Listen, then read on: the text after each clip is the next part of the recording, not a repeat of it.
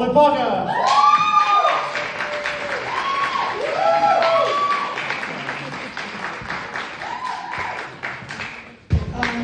Can you hear me? Yeah. Okay, this story is called The Heron.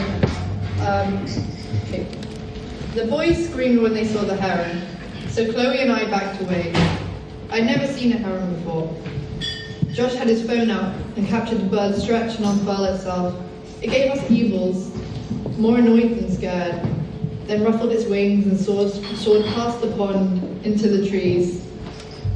We didn't go into the no entry area of the park looking for a heron. I didn't want to go in at all. The boys did, so Chloe said we had to. My heart was beating super fast when we climbed over the fence. I thought we might get told off, but nobody came. It was just a bridge, a pond, and a random heron. It was golden hour, and we were drinking warm Baileys, which Tom had paid a homeless guy to buy for us, at the further away off fee, because we were banned from the closer off fee. We'd asked the homeless guy to buy us buzz, balls, and vodka, but he got 2 bottles of Baileys instead, and told us to fuck off because one was his now. Tom wanted to fight him, so we all ran around the corner and hid. He came back hollering, swinging one bottle triumphantly over his head, and we hailed him like a returning hero. Chloe told everyone Baileys was her favourite drink anyway, and she'd had it loads of times. She said Baileys was probably what made her throw up on New Year's Eve last year, but she still loved it. We were sitting on the wooden bridge and looking out over the pond.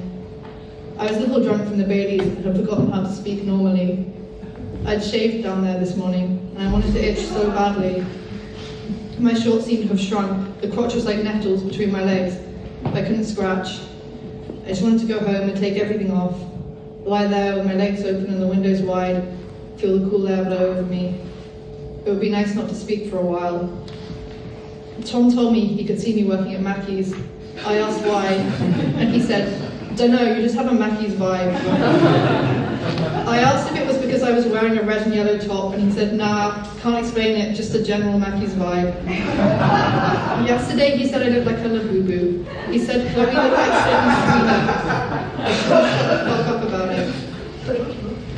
The boys said they'd all smoked crack earlier before we came, and they were super hungover too because they'd been at the club last night. I said, "They don't let 14-year-olds into the club, you retard." Tom said, "Only if you're stupid, retard," and slapped me in the face. My brother knows a guy who lets us in whenever we want. My cheek felt like it was glowing, and I forgot about the itch for a second. Chloe screamed at Josh for being a wife beater, and the boys all went, "Whoa, hey," and fell onto each other. Josh put his hands on his heart and looked me dead in the eyes. "I don't hate girls," he said, "you're just all weird." The boys went off to piss together, leaving us in silence. The trees rustled and giggled amongst themselves. In the orange light, Chloe's face looked like it had a filter on. I downed the remainder of the warm, milky liqueur. Chloe smoked a cigarette. Chloe smoked another cigarette. I held my breath, trying not to breathe in her smoke, watching the stump get slowly smaller.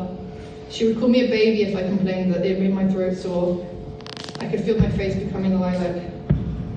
Chloe looked at me and sang, "La boo boo, la boo la boo, la boo boo," and blew smoke in my direction. I exhaled a sharp flood of air. She moved closer to lie in my lap, resting her head on my bare stomach, playing with my belly button. She sniffed her finger and made gagging noises. My throat was cloudy with secondhand smoke, and I felt each day of the 3 months I had on her. We took a snap story together and captioned it #criminals. The boys were taking ages, so we both opened TikTok. I scrolled faster, but Chloe had her volume higher.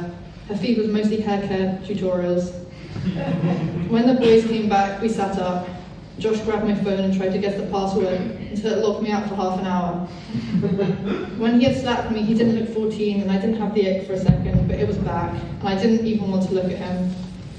I stood and leaned over the side of the wooden bridge, letting my hair fall over my face, so the last rays of summer warmed my neck.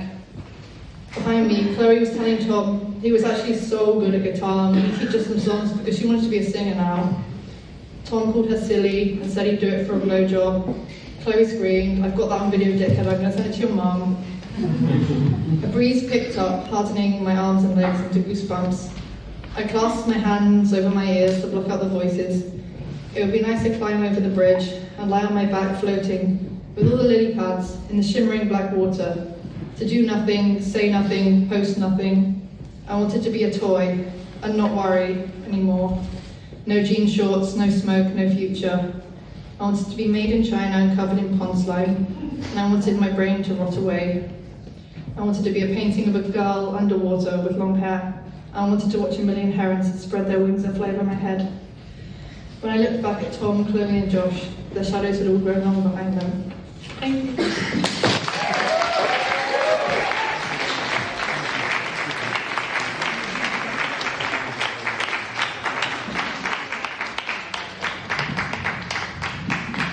Thanks so much, Olive.